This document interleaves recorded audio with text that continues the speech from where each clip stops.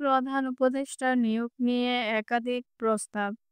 নির্বাচনকালীন একটি নির্দলীয় তত্ত্বাবধায়ক সরকার ব্যবস্থা ফিরিয়ে আনার বিষয়ে রাজনৈতিক দলগুলো একমত। তবে এই সরকারের প্রধান উপদেষ্টা কে হবেন বা কিভাবে প্রধান উপদেষ্টা নিয়োগ পাবেন তা নিয়ে দলগুলো এখনো একমত হতে পারেনি। রাজনৈতিক দলগুলোর সঙ্গে জাতীয় ঐকমত্য কমিশনের আলোচনায় এই সংক্রান্ত একাধিক প্রস্তাব উঠে এসেছে। প্রস্তাবগুলো নিয়ে আরও আলোচনা হবে। একসময় সংবিধান নির্বাচনকালীন তত্ত্বাবধায়ক সরকার ব্যবস্থা বিধান ছিল। ত্রয়োদশ সংশোধনীর মাধ্যমে এটি সংবিধানের অন্তর্ভুক্ত করা হয়েছিল। পরে আওয়ামী লীগ সরকারের আমলে আদালতের রায়ের পরিপ্রেক্ষিতে পঞ্চদশ সংশোধনীর মাধ্যমে ব্যবস্থাটি বাতিল করা হয়। গত বছরের ডিসেম্বরে তত্ত্বাবধায়ক সরকার ব্যবস্থা বিলুপ্ত করা হয়।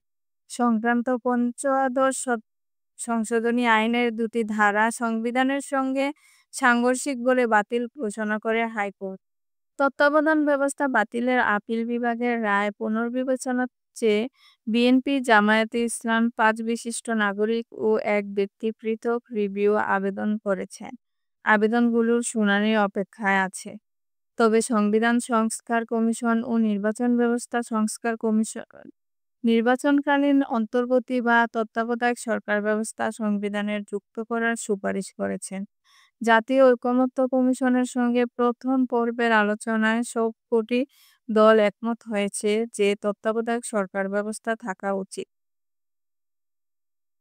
কিন্তু দুটি ছাড়া অন্য দলগুলো কমিশনের কাছে তত্ত্বাবধায়ক সরকারের সুনির্দিষ্ট রূপরেখা উপস্থাপন করেনি। সংশ্লিষ্ট ব্যক্তিরা বলেছেন, প্রধান উপদেষ্টা কে হবেন বা কিভাবে হবেন সেটা নির্ধারণ করা জরুরি। প্রধান উপদেষ্টাই প্রধান পরিষদের অন্য সদস্যদের মনোনীত করবেন।